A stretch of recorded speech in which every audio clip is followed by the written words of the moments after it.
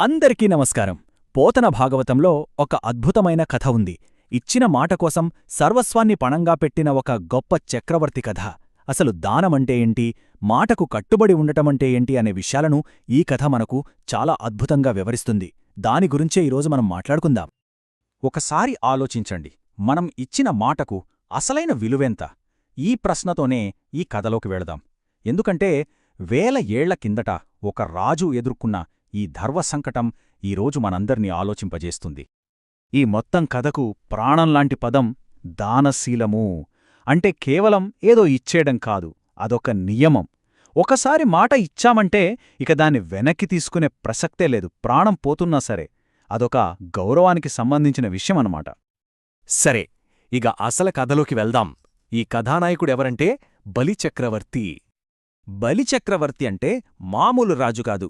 తాతగారేమో గొప్ప భక్తుడైన ప్రహ్లాదుడు. ఆ వారసత్వంతో వచ్చినవాడు. తన శక్తితో, సద్గుణాలతో 3 లోకాల్ని ఏలుతున్నాడు. కాని ఆయన గొప్పదనమంతా దేన్లో ఉందంటే ఆ దానశీలంలోనే. తన దగ్గరికి వచ్చి చేయి చాచిన వాళ్లను వట్టి చేతుల్తో పంపడమనేది ఆయన జీవితంలో ఎప్పుడూ జరగలేదు. కథ ఒక గొప్ప యాగం జరిగే సందర్భంలో మొదలవుతుంది. బలిచక్రవర్తి ఆ యాగం చేస్తున్నాడు. దేవతలు, మునులు అందరూ అక్కడే ఉన్నారు. ఆ వాతావరణంలోకి ఒక అసాధారణమైన వ్యక్తి అడుగుపెడతాడు. అక్కడి నుంచే కథ పూర్తిగా మారిపోతుంది. ఆ మహాయాగం జరుగుతున్న సభలోకి వామనుడు అనే ఒక పొట్టి బ్రాహ్మణుడొచ్చాడు. చూడ్డానికి చాలా చిన్నవాడు, సామాన్యంగా కనిపించాడు. ఇంతకీ ఆయన ఏమడిగాడు? బంగారమో వజ్రాలో కాదు. చాలా వినయంగా, రాజా, నాకు కేవలం నా పాదాలతో నేను కొలుచుకోగల 3 అడుగుల నేల ఇస్తే చాలు అన్నాడు. ఎంత సింపుల్ కోరిక కదా! అది వినగానే బలిచక్రవర్తి ఒక్క క్షణం కూడా సంకోచించలేదు. తన దానశీలమునకు తగ్గట్టుగా, అలాగే తప్పకుండా ఇస్తాను అని వెంటనే మాటిచ్చేశాడు. సరే, మాటైతే ఇచ్చేశాడు. కాని ఇక్కడే అసలు నాటకీయత మొదలయింది. బలి జీవితంలోనే అతి పెద్ద పరీక్ష మొదలవ్వబోతోంది. బలిచక్రవర్తి ఆ దానమివ్వడానికి నీళ్లు చేతిలోకి తీసుకుంటున్న సమయంలో సరిగ్గా అప్పుడే ఆయన గురువైన శుక్రాచార్యుడు అడ్డుపడ్డాడు. శుక్రాచార్యుడు ఒక్కసారిగా, ఆగుబలి, నువ్వు అనుకుంటున్నట్టు వచ్చినవాడు సామాన్య బ్రాహ్మణుడు కాదు, సాక్షాత్తు విష్ణుమూర్తే మారువేషంలో వచ్చాడు. ఈ దానమిచ్చావంటే నీ రాజ్యం, సంపద, అధికారం సర్వం కోల్పోతావు. ఇది మోసం. నీ మాట వెనక్కి తీసుకో అని గట్టిగా హెచ్చరించాడు. ఇప్పుడు బలిచక్రవర్తి ముందు 2 దారులున్నాయి. ఒకటి, గురువుగారి మాట విని రాజ్యాన్ని కాపాడుకోవడానికి ఒక అబద్ధం చెప్పడం, అంటే ఇచ్చిన మాట తప్పడం. లేదా రెండోది, తన గౌరవాన్ని, మాటను నిలబెట్టుకుని సర్వస్వం కోల్పోవడానికి సిద్ధపడటం. ఇది నిజంగా అగ్నిపరీక్షలాంటిది. ఆ క్లిష్ట సమయంలో తన గురువుకు బలిచక్రవర్తి ఇచ్చిన సమాధానముంది చూశారు? అది అద్భుతం. పోతనగారు రాసిన ఆ పద్యాలు ఈ కథకే ఆయువుపట్టు.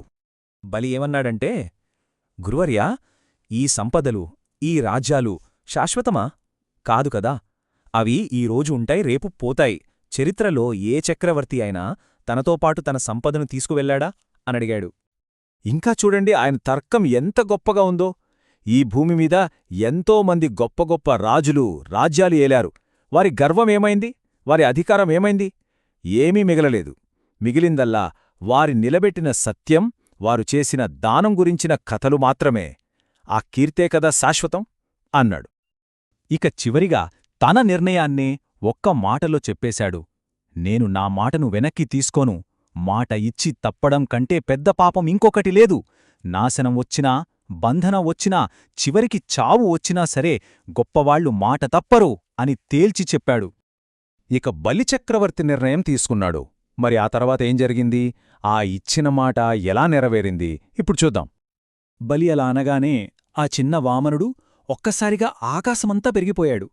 విశ్వరూపం చూపించి ఒకే అడుగుతో భూమినంతటినీ కొల్చేశాడు. 2వ అడుగుతో ఆకాశాన్ని, స్వర్గాన్ని మొత్తం కప్పేశాడు. ఇక 3వ అడుగు పెట్టడానికి చోటే లేదు. అప్పుడు బలినడిగాడు, రాజా, నా 3వ అడుగు ఎక్కడ పెట్టమంటావ్ అని. ఇక్కడ చూడండి, అసలు పరాకాష్ట. ఇవ్వడానికి ఇంకేమీ మిగల్లేదు. కాని బలి తన మాటకు కట్టుబడ్డాడు.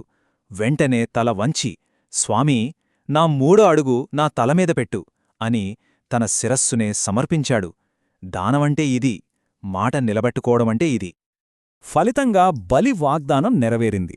అతను పాతాళానికి పంపబడ్డాడు, కాని అక్కడ విష్ణువు అనుగ్రహంతో చిరంజీవిగా మారాడు. తనకున్నదంతా కోల్పోయినట్లు మనకనిపించొచ్చు, కాని నిజానికి అతను శాశ్వతమైన కీర్తిని సంపాదించుకున్నాడు. బలిచక్రవర్తి పేరు ఈ రోజుకి దాతృత్వానికి, సత్యానికి మారుపేరుగా నిలిచిపోయింది. ఈ అద్భుతమైన కథ మనల్ని ఒక లోతైన ప్రశ్నతో వదిలివెళ్తుంది. నిరంతరం ప్రతి విషయంలోనూ రాజీపడిపోయే ఈ రోజుల్లో వెనక్కి తీసుకోలేని మాటకు, తిరుగులేని మాటకు అసలైన విలువేమిటి? ఒక్కసారి ఆలోచించండి.